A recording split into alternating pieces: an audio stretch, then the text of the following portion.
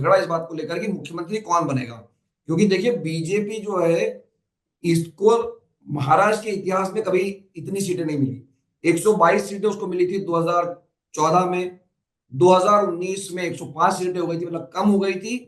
इस बार अभी तक का जो रुझान है वो 131 पर है, मतलब विधान वो बहुमत से सिर्फ 13 के आंकड़े से दूर है।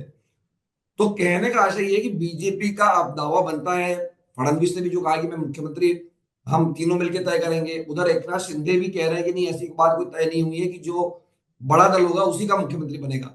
लेकिन मुझे अब लगता है कि कहीं ना कहीं भारतीय जनता पार्टी ये मौका अपना मुख्यमंत्री बनाने का छोड़ेगी नहीं। नहीं, बनाना भी चाहिए क्योंकि सबसे ज्यादा सीटें उसको हिस्से में आई हैं। और अब सबसे बड़ी बात है मिलिंद जी कि एकनाथ शिंदे और अजीत पवार के पास से बार्गेनिंग पावर की जो ताकत थी वो सारी निकल गई है। वो जो पोस्टरिंग कर रहे हैं मुख्यमंत्री पद की रेस में है, वो शायद पोस्टरिंग इसलिए कर रहे हैं कि डिप्टी सीएम पद बरकरार रहे। अब सबसे बड़ी बात है कि अगर 5 साल का सीएम देवेंद्र देवेंद्र फडणवीस 2.5 साल के लिए डिप्टी सीएम बन सकता है, तो 2.5 साल का सीएम एकनाथ शिंदे अगले 5 साल के लिए डिप्टी सीएम क्यों नहीं बन सकता।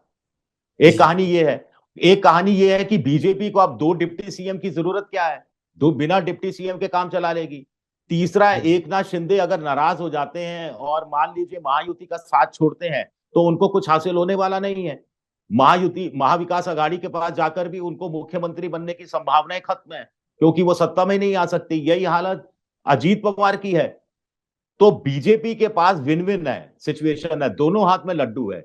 अब बड़ा सवाल उठता है कि ऐसे में बीजेपी देवेंद्र फडणवीस को, एक ब्राह्मण चेहरे को, जिन पर संघ का भी जिनका समर्थन हासिल है, उनको मुख्यमंत्री बनाएगी, या बीजेपी सोचेगी कि महाराष्ट्र के अंदर लंबी राजनीति करनी है तो गैर मराठा राजनीति नहीं चलेगी, किसी मराठे को मुख्यमंत्री बना देना चाहिए, देवेंद्र फडणवीस को दिल्ली बुला लेना चाहिए। ये सब कयासबाजी है। बीजेपी संसदीय बोर्ड की बैठक तक ये मामला, जैसा संकेत दिया देवेंद्र फडणवीस ने कि जरूरत हुआ तो वहां तक ये मामला जा सकता है। लेकिन ये सब अगले 12 13 14 घंटे के अंदर करना है, क्योंकि हमें नहीं भूलना चाहिए कि 26 नवंबर तक नई सरकार नहीं बनी तो राष्ट्रपति शासन लागू हो जाएगा। तो ऐसे में एकनाथ शिंदे और अजीत पवार जानते हैं कि उनके पास भी बार्गेनिंग के लिए अगले 12 13 14 घंटे ही बचे हैं। इसलिए ये कश्मकश थोड़ा तेज होती दिख रही है। विजय जी, यहाँ एक चर्चा मैंने सुनी कि जो एकनाथ शिंदे हैं और अजित पवार है, ये इनके पास ज्यादा से ज्यादा भी इनको क्या मिल सकता है कि ये विपक्ष में आगे बढ़ जाए तो विपक्ष के नेता का पद मिल सकता है, मुख्यमंत्री का पद मिलना मुश्किल होगा, क्योंकि इनके पास इतनी जगह है। उसके बाद ये विपक्ष के नेता का क्लेम कर सकते हैं, जो कि बाकी नहीं कर सकते।